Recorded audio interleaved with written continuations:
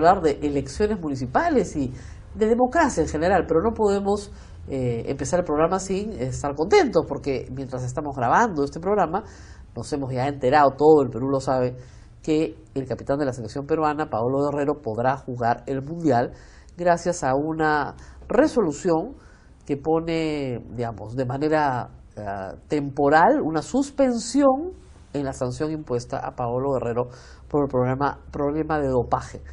Es interesante que la Corte Suprema de Suiza, que es el Tribunal Supremo de Suiza, que es su justicia regular, pueda examinar la impugnación de un laudo arbitral que procede de una justicia privada, una justicia a la cual se someten las partes que quieren someterse a esa justicia.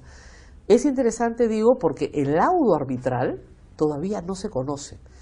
Y al no haber sido formalmente notificado, los abogados de Paolo Guerrero, con toda razón, han impugnado ante el Tribunal Supremo la imposibilidad de poder impugnarlo porque no conocen el laudo. Y han solicitado una medida de cautela, sería equivalente a una medida cautelar acá en el Perú, para que Paolo Guerrero sí pueda jugar. Y ha tenido mucha suerte, el Tribunal Supremo de Suiza ha establecido que, entre otras cosas, debido a la edad del jugador, impedirle jugar, ¿no es cierto?, es cortarle su carrera. Y si él triunfa finalmente, no se podría revertir el daño que se le está causando. Hay un tema, simplemente una pincelada que hay que anotar. En los sistemas penales, la justicia no es objetiva. Es decir, si usted atropella a alguien, sin ninguna intención de atropellarla, eso se llama homicidio culposo, y probablemente usted no vaya a la cárcel. Eso es muy distinto, ¿no es cierto?, de la intención y planificación para asesinar a una persona, con sevicia, etc. En la justicia objetiva no importan las intenciones, solo importa el hecho de que haya una persona muerta. Eso es lo que está haciendo el TAS y eso es lo que lamentablemente está haciendo el reglamento antidopaje. Es decir, establecer que la justicia es objetiva. Punto. Si hay la sustancia, hay la sanción. Y como les digo, en el mundo de la justicia penal, en el mundo civilizado, las intenciones son las que determinan finalmente la sanción. Hay todo un movimiento de atletas en el mundo para reclamar contra un reglamento antidopaje, que es resultado, por supuesto, de malas prácticas de dopaje, para que las intenciones tengan un valor. Bueno, vamos a dejarlo ahí porque va a haber mucho que conversar. Pero ya estamos con el profesor Jorge Aragón, doctor en ciencia política, politólogo y docente del Departamento de Ciencias Sociales, para hablar de política en el Perú y las elecciones que se vienen. Gracias por estar con nosotros. No, a ti. Contento por lo de Paolo Guerrero también. Muy contento. Todos somos hinchas del fútbol. Muy bien. Tenemos unas elecciones en camino en el próximo octubre. GFK hace una encuesta y un grupo importante, si no mayoritario, los encuestados, no les interesa las elecciones municipales ni regionales. Hay un fenómeno de desafecto a la democracia, ¿cree usted? No solamente peruano, sino más o menos en toda la región.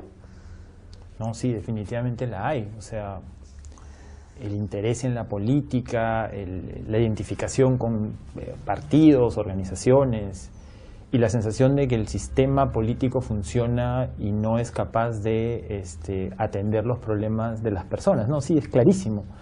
Ahora, solo dos comentarios chiquitos sobre el tema de GFK, ¿no? Uno es que está todavía un poco lejos. Y cuando hemos visto resultados parecidos, en realidad la campaña empieza a arrancar con los meses previos. Septiembre es cuando se pone fuerte. Hay que votar normalmente el 8 de octubre, 10 de octubre, esta vez es el 7 de octubre. Septiembre es, digamos, la parte fuerte. Sí, o sea, hay un problema, pero creo que es parte también de una situación que venimos arrastrando, que la gente se engancha como bastante lejos, bastante digamos, cerca de la elección. Quiere ver su mundial y de ahí vemos las elecciones. Además. Y lo segundo es que, tú lo mencionas, ¿no?, el proceso de distanciamiento que hay con los partidos y con los candidatos y con la política. Habría que ver qué significa eso en términos de las elecciones municipales y de los gobiernos locales.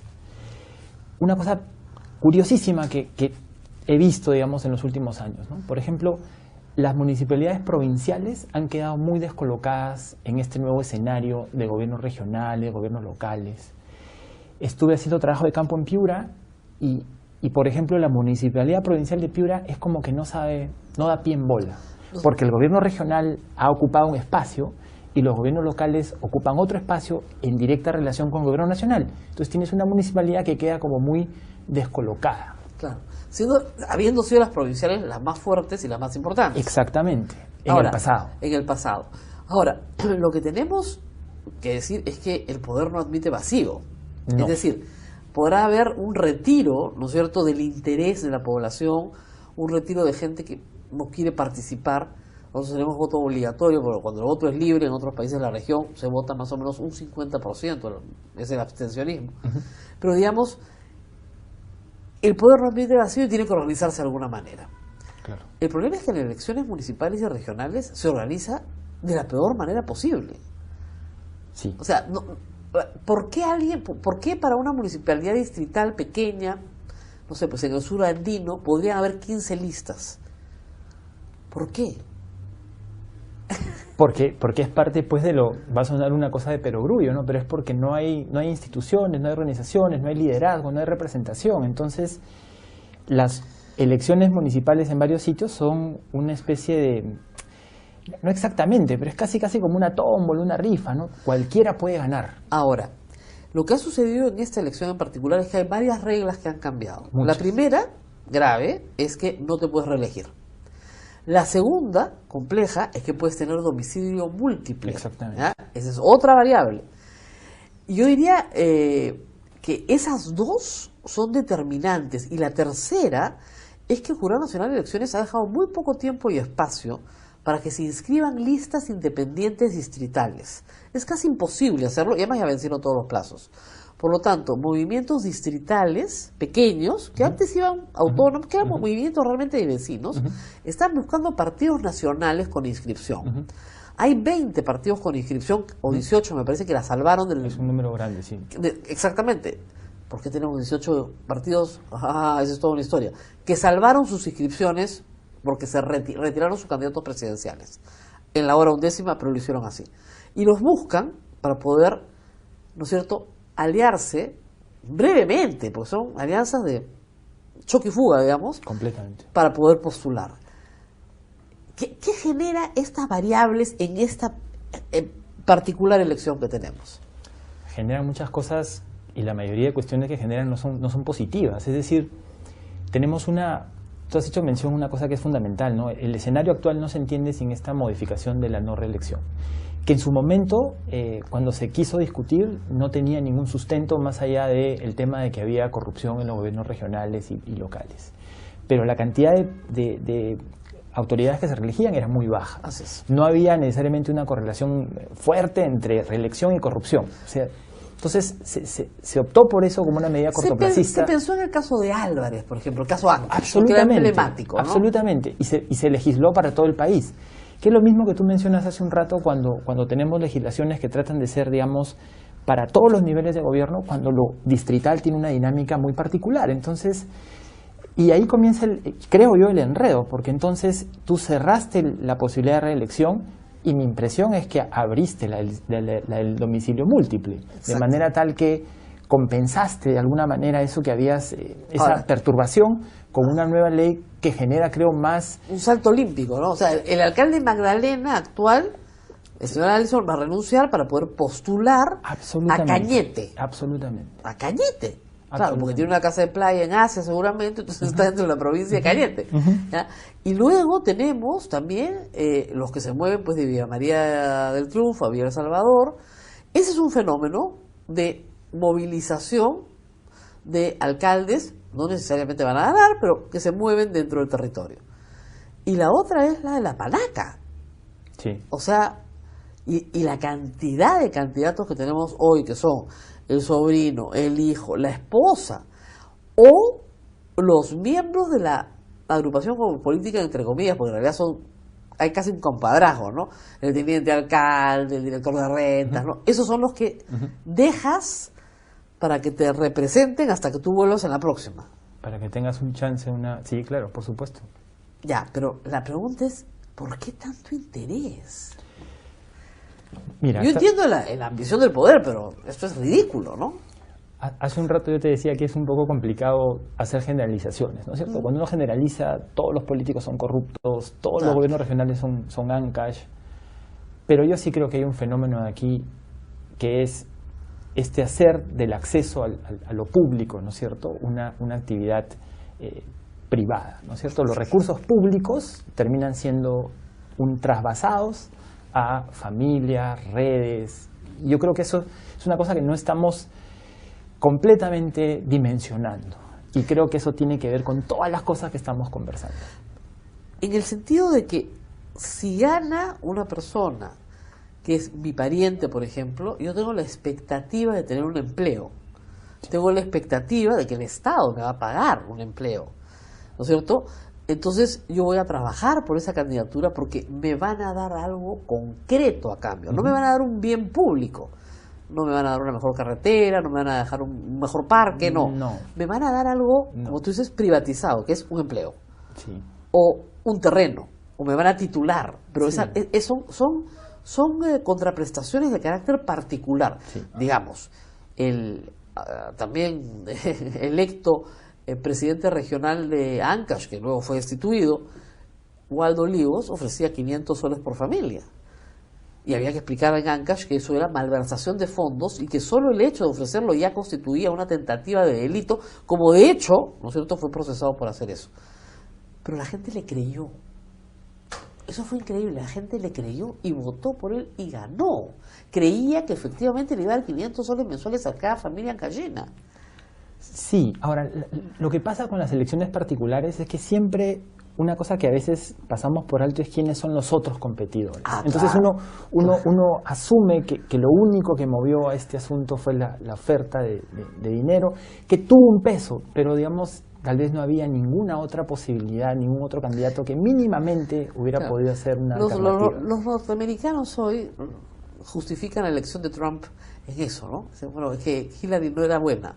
Claro. Pero de todas maneras hay que saber qué escoges, ¿no? Tanto que el candidato duró poquísimo como electo y lo tuvo que suceder su digamos, teniente gobernador. Pero en otros casos, ¿no es cierto?, uno podría decir que sí han habido experiencias exitosas de gestión regional. Sí, por supuesto que sí. O sea, por ejemplo, Arequipa es una experiencia muy exitosa, ¿no es cierto?, donde además ha habido un espacio para el municipio también, se ha respetado su espacio para el municipio provincial, de la capital, digamos, y después de los otros municipios provinciales también. O sea, sí hay experiencias exitosas, pero hay experiencias poco exitosas también. Sí. ¿Es un tema de personas o es un tema de reglas de juego? Yo creo que es un tema súper complejo, que son personas, reglas de juego, trayectorias. Te cuento rápidamente, tú hablas de experiencias exitosas. Moquegua es otra región. Por ejemplo. Cuando uno miraba el famoso milagro educativo de Moquegua, también me tocó pasar por ahí en un momento. Claro, el liderazgo del actual presidente era clarísimo, pero cosas que no se veían. En Moquegua hay un convencimiento sobre la educación pública. Tienen una escuela que forma docentes, que nos explicaban, tenía premios desde los 60. Hay una especie de identidad de lo que es ser un maestro público. Entonces, todas esas cosas suma la persona, suma la trayectoria regional, suma el momento en que se pudo hacer una especie de acuerdo entre la empresa minera, el gobierno regional. Entonces son varios factores los que dan estos pocos casos de cosas que funcionan. Claro, pero son pocos. Son muy pocos. Eso es lo que nos preocupa, porque deberíamos tener experiencias, por ejemplo, de continuidad. Lima, la provincia de Lima, tenía un plan, bueno, malo, regular, para el transporte público. Llega a Castañeda y interrumpe el plan. Lo corta por completo. ¿No es cierto? Tiene otro plan, ¿no es cierto? O no tiene plan. Entonces, y eso es un ejemplo de lo que sucede en muchos lugares del país. O sea, llega Adán, volvimos a nacer, empezamos de nuevo. Y eso en la administración pública hace que el desafecto, ¿no es cierto?, de la gente se extienda, porque los bienes públicos que me han ofrecido, o sea, sé que la panaca del que ha ganado está disfrutando los bienes privados, provecho, muy bien, o sea, de los bienes públicos como si fueran privados, y los bienes públicos que me han ofrecido no me los están dando. Y no van a llegar tampoco con este esquema y este arreglo. Claro, porque la distribución se da por otro lado, ¿no es cierto? No me van a llegar, no voy a recibir mejor nada, y además, porque las ofertas, y eso es una cosa bien interesante, normalmente no tienen relación alguna con las posibilidades legales del que las oferta. O sea, la municipalidad distrital, la única competencia que no tiene cruzada, o sea, todo lo demás no tiene cruzado, educación, salud, en fin, es recoger la basura. Ni siquiera puede hacer un relleno sanitario, eso lo tiene que hacer la provincial. Es la única competencia que tiene no cruzada. O sea, nadie del Estado va a recoger la basura por la municipalidad distrital. No. Nadie. El resto lo puede hacer el gobierno provincial, el gobierno regional o el gobierno nacional. Y de hecho a veces se genera toda esta confusión porque algunos tienen los recursos, otros tienen la iniciativa, tienen la oportunidad. Pero ¿sabes en qué me estás haciendo pensar con toda esta conversación que es un poco deprimente en algún sentido? Es que esta situación, que parece una situación límite, ¿no es cierto?, no tiene visos de generar una especie de salida. Conversábamos antes de comenzar el programa del caso de Estados Unidos, la elección de Trump, y que eso refleja un montón de problemas.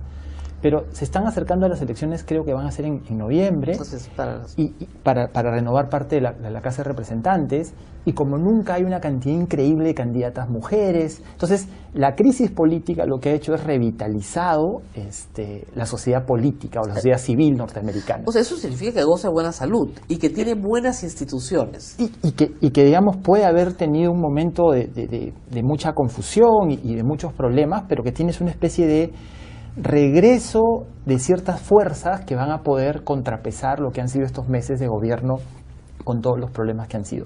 Pensaba también en el caso de Brasil.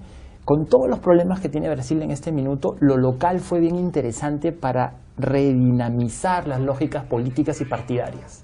Entonces, en el Perú tenemos todos los problemas y no tenemos todavía ningún viso, ¿no es cierto?, de algo que pueda ir contracorriente. Y eso es lo que es, creo, particularmente preocupante. Bueno, vamos a mirar en los próximos meses si los candidatos que surjan terminan siendo, digamos, contracorriente, porque hay siempre la dinámica de lo vecinal versus lo político nacional, ¿no? Claro que sí. Que es una dinámica complicada, porque en el distrito, ¿no es cierto?, el candidato quiere la cercanía con sus electores a través de la provisión de bienes y servicios públicos. Que eso es lo que debe hacer, además, que ese es su rol. Se supone que esa función. ¿No? Cuando viene el congresista ofrece lo mismo, es un desastre, pero eso es lo que debe hacer. Entonces hay que elegir un buen vecino, no un buen político, ¿no es cierto?, en la teoría del buen vecino. Pero en el gobierno regional, sí se quiere que ese gobernador regional se relacione con el Ejecutivo, sí, claro, ¿no es cierto?, y consiga esos bienes y servicios, sí, claro, de carácter regional. Entonces sí necesitas un político. Sí, no, con toda seguridad un político, además, que pueda, digamos, tener cierta visión que vaya más de lo local, que es uno de los problemas de las experiencias exitosas, que te das cuenta que hay una idea de región. Te estoy contando todo el tiempo anécdotas, pero es que no sale de otra cosa. En Arequipa, reunión con sociedad civil, un día me explicaba, mira, en Arequipa tenemos conflictos y tenemos diferencias y acá nos peleamos todo el tiempo, pero tenemos 5 proyectos grandes de infraestructura que sabemos que hay que sacar en los próximos 10 años. Y te quedas pues completamente impresionado, ¿no? Porque claro, eso es lo que es una política regional, es decir, 5 grandes obras que la región necesita. Y esos son los bienes y servicios básicos que necesitamos. Y después nos pelearemos por otras cosas y por otras consideraciones, pero en eso apuntamos como una especie de proyecto regional. Ahora, como hemos venido diciendo, es un ejemplo casi aislado. El resto del país no funciona así. Y otra anécdota más. Me tocó estar en un gore, en el tercero o en el cuarto, y mirabas las delegaciones, ¿no? No voy a dar nombres, pero era impresionante. El gobernador regional con su asistente, con su asesor, era un modelo, ¿no es cierto? Y en el otro caso, el gobernador regional con su fotógrafo, su periodista. Ya eso te pinta completamente cuál es la dinámica política regional, ¿no? Yo tenía una frase muy antigua cuando entrevisto a muchos políticos. El número de asesores que lo acompañan, ¿no es cierto?, es inversamente proporcional a la inteligencia del entrevistado. Pero ahí lo dejo y no voy a dar nombres tampoco. Muy bien.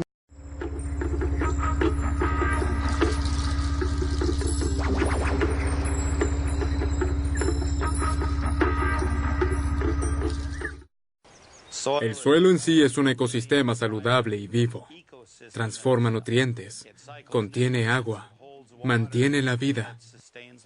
Toda la vida comienza y termina en el suelo. Hemos impulsado intensamente el monocultivo. Sin embargo, este y el suelo no van bien a largo plazo. Necesitamos tierra de cultivo, pero a largo plazo el exceso de fertilización de los campos no funciona. Está bastante claro que debemos enfrentarnos al cambio climático. Hacia el futuro es aún más importante que mantengamos un suelo saludable. Aunque comemos el doble de verduras que en la década de 1970, consumimos cada vez menos minerales y oligoelementos. El precio de los alimentos se mantiene bajo artificialmente. Y para preservar nuestros sistemas agrícolas, al parecer modernos, pero que son primitivos, debemos asegurarlos y protegerlos con productos químicos más nuevos y desagradables. Las tierras de cultivo del planeta son la base de nuestra civilización. Nos dan casi todo lo que comemos. Pero de todos los recursos naturales, el suelo es al que menos atención se le brinda. Mientras, desde hace décadas es destruido más rápidamente de lo que puede regenerarse. Por minuto se pierden 10 millones de hectáreas de tierra cultivable, la superficie equivalente a 30 campos de fútbol. Y sin embargo, la tierra está lejos de ser una mercancía desechable. Mirando las superficies rocosas, uno se pregunta cuánto tiempo fue necesario para que la roca se convirtiera en tierra cultivable. De hecho, se necesitan miles de años hasta que la roca se desintegre y el humano pueda plantar algo en ella. Si parceláramos las tierras de cultivo de este planeta, cada persona tendría aproximadamente 2.000 metros cuadrados. Pero como la población mundial está creciendo y estamos destruyendo el suelo cada vez más rápido, esta cifra ya no se mantendrá a largo plazo. El suelo es nuestro recurso más importante. Contiene el 80% de la biomasa, por lo que es la arteria vital de este planeta. Y si no lo cuidamos, va a morir y su productividad se reducirá cada vez más y entonces enfermaremos porque el suelo está enfermo. El suelo es un sistema vivo y cuando sea inestable, desequilibrará todo, incluidos a los seres humanos. Probablemente no nos damos cuenta de lo importante que es o de cuánta tierra es realmente cultivable. La población mundial entera debe ser alimentada por un área que es más pequeña que Rusia. El suelo es la capa más delgada de la tierra, donde pueden prosperar las plantas y la vida. Esta capa en algunos lugares tiene 1 metro de espesor y en otros solo algunos pocos centímetros, así que es una capa muy delgada. Ocupa el lugar entre la roca y la vida. La mitad del suelo consiste en trozos de minerales desmenuzados y la otra mitad es material orgánico en descomposición que alguna vez estuvo vivo, así que es como una interfaz. El suelo se ve estéril a primera vista. Sencillamente no vemos la mayoría de las cosas en él. Pero en cada metro cuadrado de suelo se encuentran más bacterias que seres humanos sobre la Tierra. Todo lo que entra en contacto con el suelo, como hojas y toxinas, productos químicos que no deberían estar allí, todo es procesado por los organismos que viven en el suelo. El suelo. Antes muchos lo consideraban muerto, frío y negro. Pero una gran parte de todos los seres vivos habita en este microcosmo. La longitud de los micelios, es decir, las hifas de los hongos, por ejemplo, es prácticamente interminable. El suelo es un ecosistema que descompone la materia orgánica, los minerales, limpia el agua y mantiene toda la biosfera.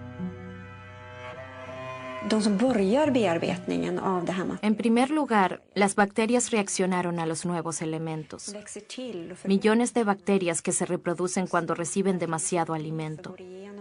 Después hay hongos, con sus hifas interminables, que disuelven nutrientes del suelo y luego los hacen disponibles a las plantas.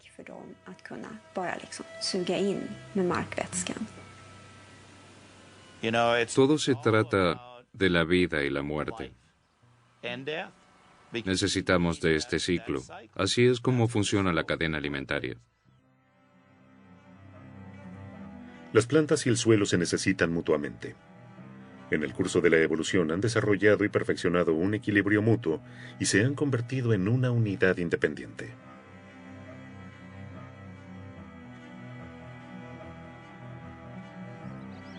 Cuando observamos cómo funciona un ecosistema saludable, siempre entra en juego la fotosíntesis. ¿Cuánta luz solar puedo capturar? ¿Con cuántas plantas vivas? Estas plantas bombean entonces carbono al suelo a través de la fotosíntesis. Y mientras lo hacen, ese carbono en el suelo alimenta toda la vida en la tierra y permite que el suelo produzca cada vez más. La fotosíntesis es una maravilla de la naturaleza. Absorbe el carbono y junto con la descomposición del material orgánico, crea el humus, la capa de suelo que es indispensable para cualquier producción de alimentos. En el humus encontramos la mayoría de los nutrientes, pero el humus es también lo que desaparece en el cultivo moderno. La diversidad y el número de organismos disminuye y la unidad autónoma se desintegra. Es extraño ver el arado y la agricultura como una amenaza, ya que tradicionalmente simbolizan fertilidad y representan los buenos tiempos. Pero la actual producción de alimentos se ha vuelto tan industrializada que provoca daños incluso en capas más profundas del suelo. La compactación del suelo se está convirtiendo en un problema cada vez mayor. Las explotaciones están cada vez más especializadas, lo que propicia la racionalización. Las máquinas agrícolas se vuelven en consecuencia cada vez más grandes y pesadas. Además, las temporadas de cultivo son más largas y el suelo es arado cuando está húmedo. Estos factores conducen a una fuerte compactación del suelo. La cosecha disminuye gradualmente ya que al piso se le quita el aire para respirar. Esto afecta las capas debajo de la profundidad de labranza, que se vuelven casi tan duras como el cemento. Se forma una especie de tapa que no deja pasar la lluvia y hace que se produzcan inundaciones fácilmente. También impide que se filtre el agua y que se repongan las reservas de agua subterránea. La producción industrial de alimentos por monocultivos crea cada vez más problemas. Hemos impulsado intensamente el monocultivo. Sin embargo, el monocultivo y el suelo no van bien a largo plazo. En el suelo simplemente no funciona. En Europa hay suelos en los que desde hace 30 años no creció nada que no sea trigo o maíz. Lo que encontramos en este suelo es terrible. No hay lombrices, no hay vida, muy poca actividad biológica, grandes problemas de erosión, y el agricultor dice que usa cada año más fertilizante, pero que la cosecha no aumenta. Nuestra cadena alimentaria se basa en una agricultura racionalizada. Una de las condiciones para esto es el monocultivo. Los mismos cultivos anuales sobre grandes superficies. No hay variación y se impide la interacción natural entre las plantas y el suelo. El suelo se degenera cada vez más. Solo en Europa ya estaría afectado 1/3 de la superficie.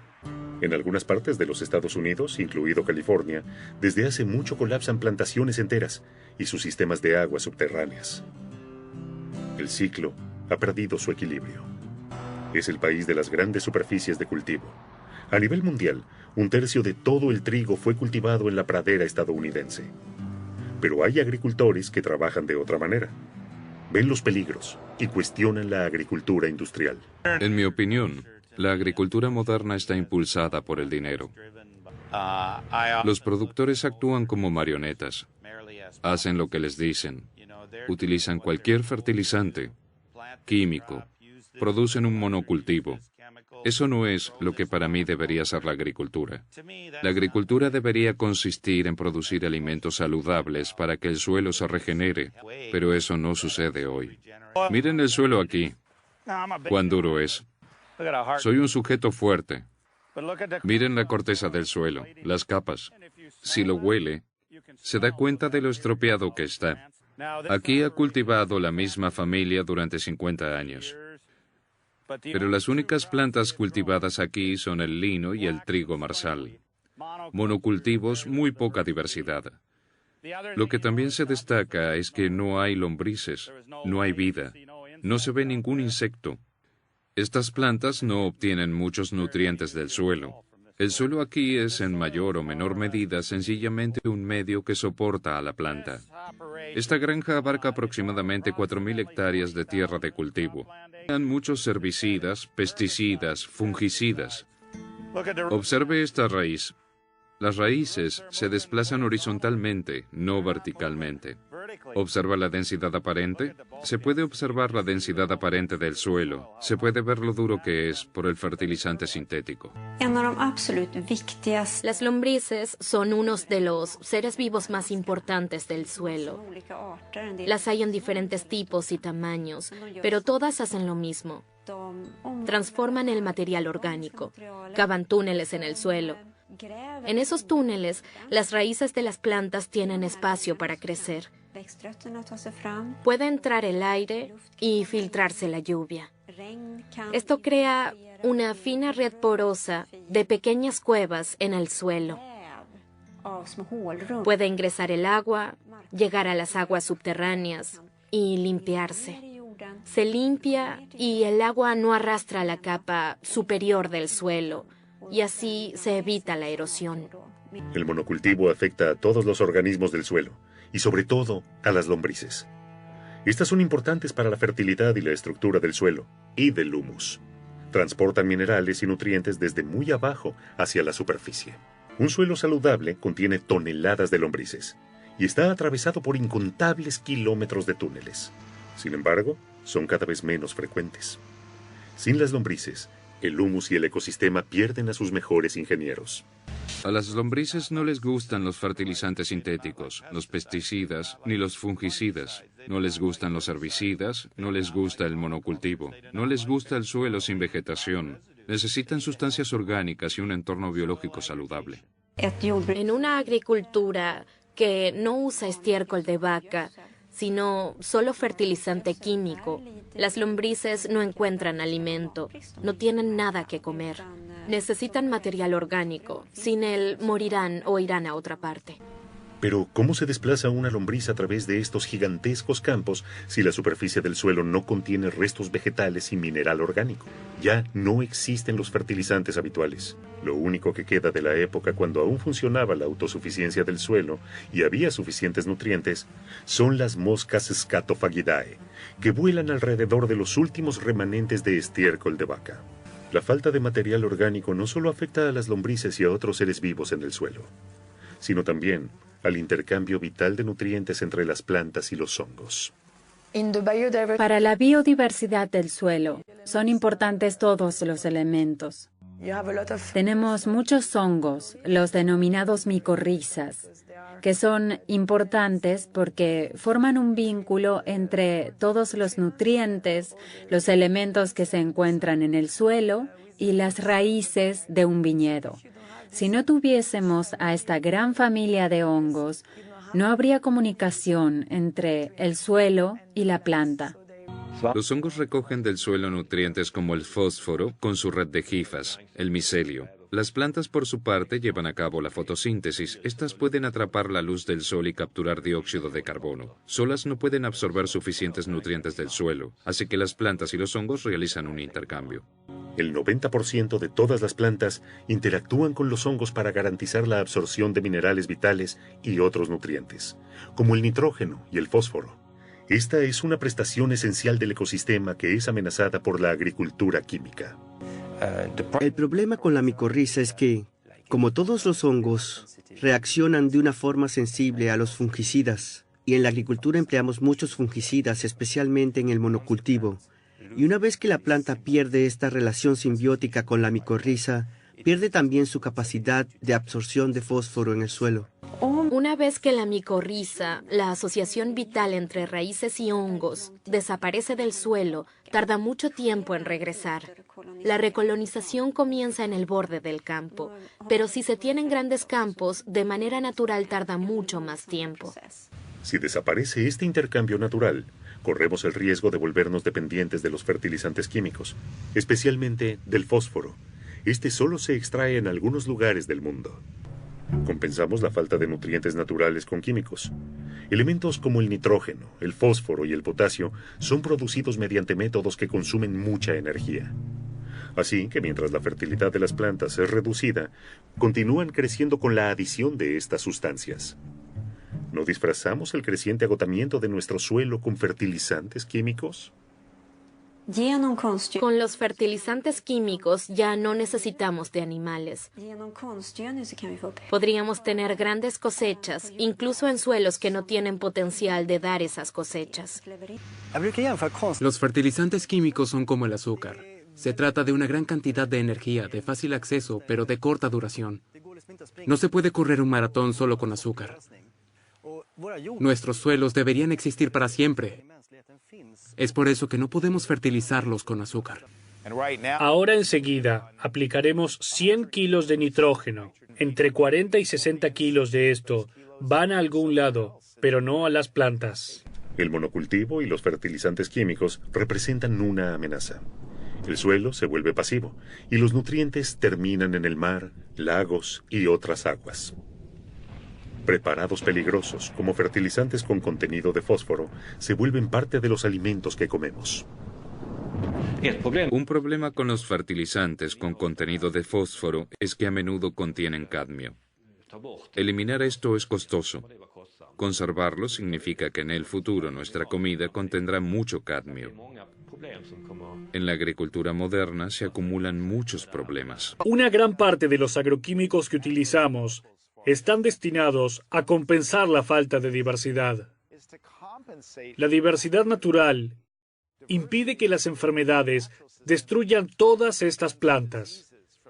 Impide, por ejemplo, que un insecto se multiplique de forma explosiva, porque existen depredadores en otras plantas.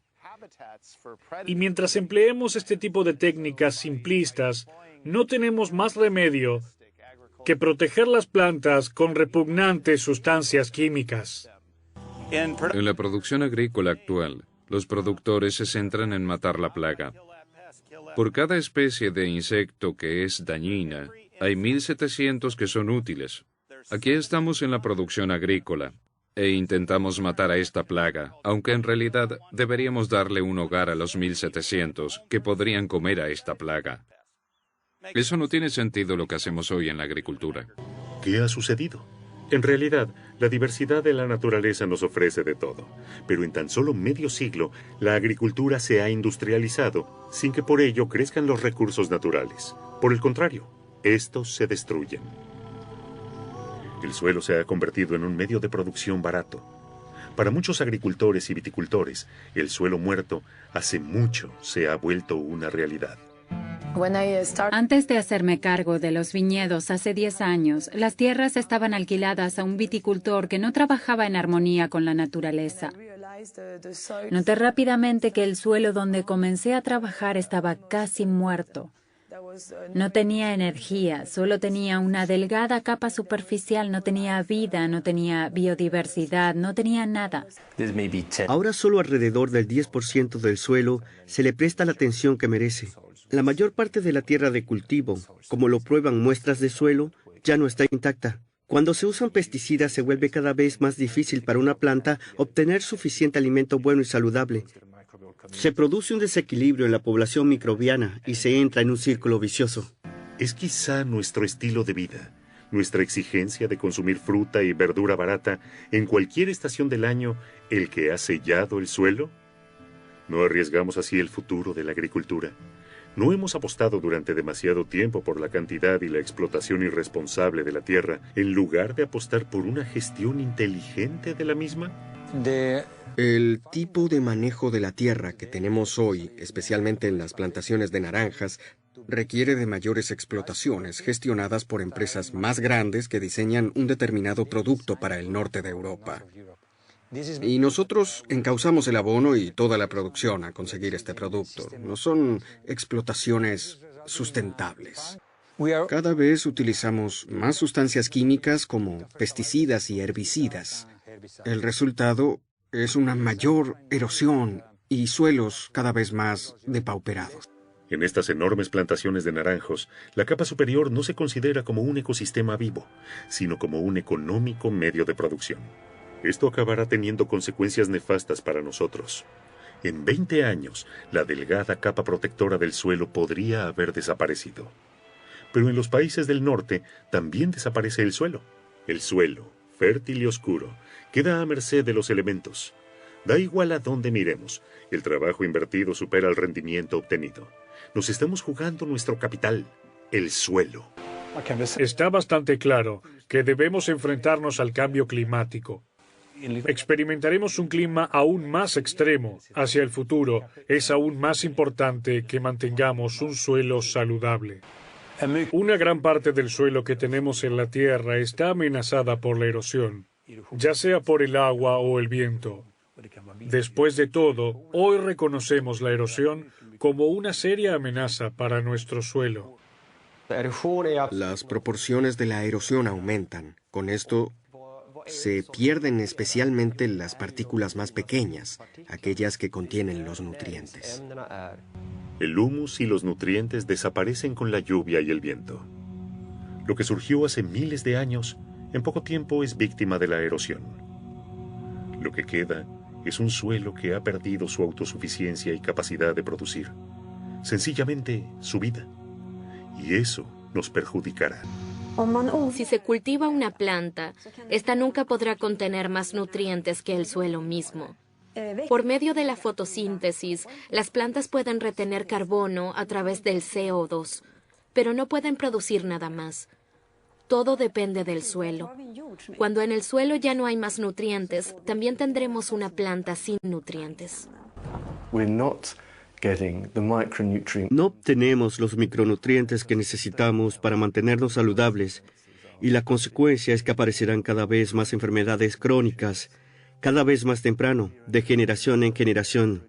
Forzamos la alimentación, por así decirlo, de grandes superficies, especialmente con nitrógeno, fósforo y potasio, de una forma que produce un rápido crecimiento, pero que necesariamente no hace que la planta en sí contenga muchos nutrientes. Cultivamos brócolis, zanahorias y patatas enormes, pero eso no significa que sean tan nutritivos como antes.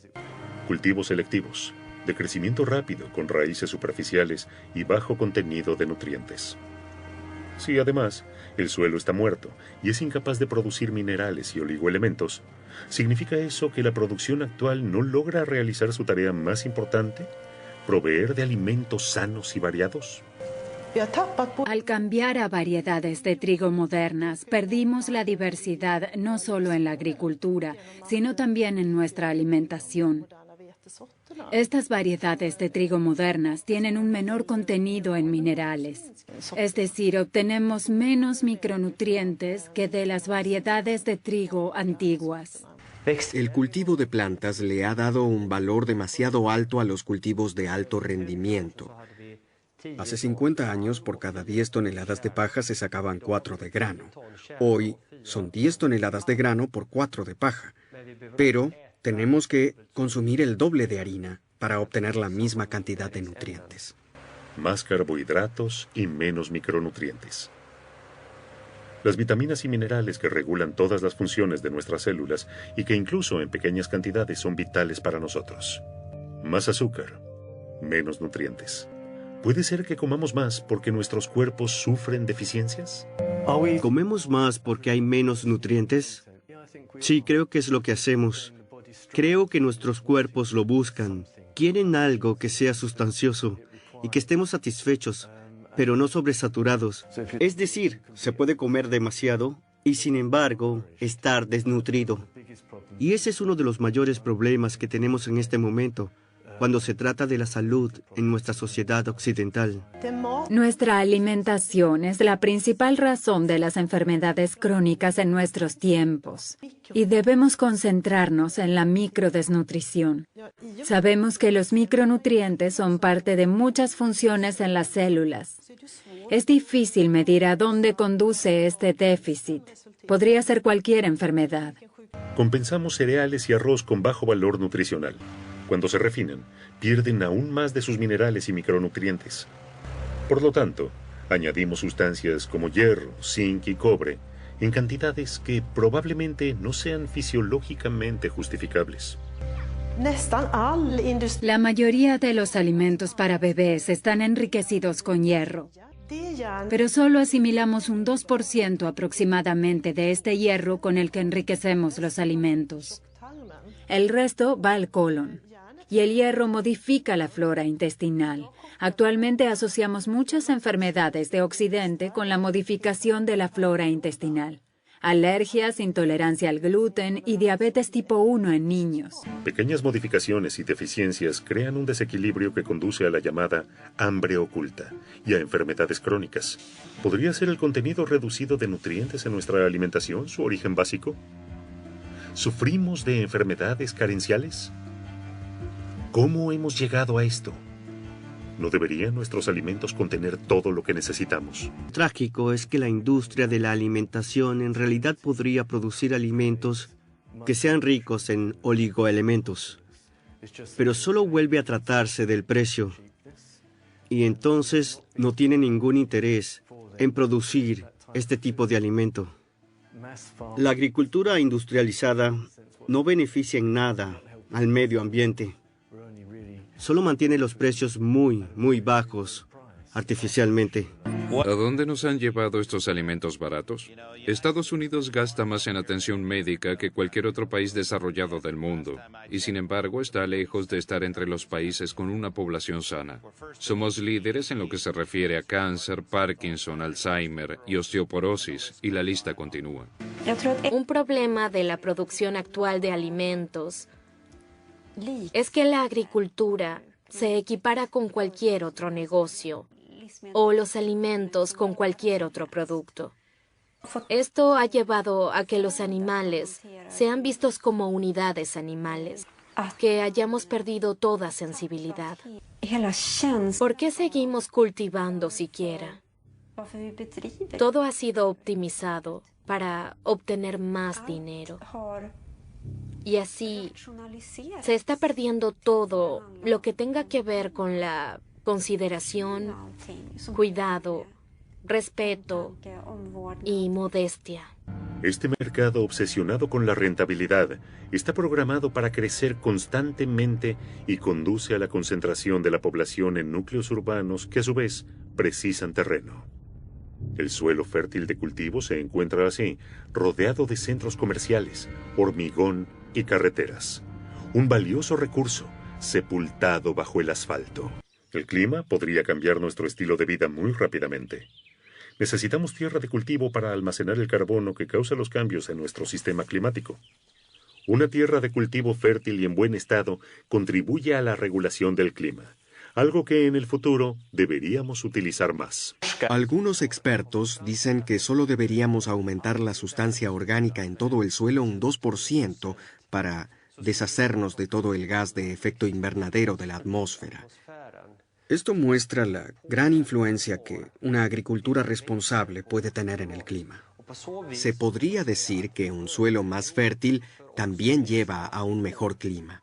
Podríamos resolver muy fácilmente el mayor desafío de nuestro tiempo, el calentamiento global, cultivando más nuestros campos.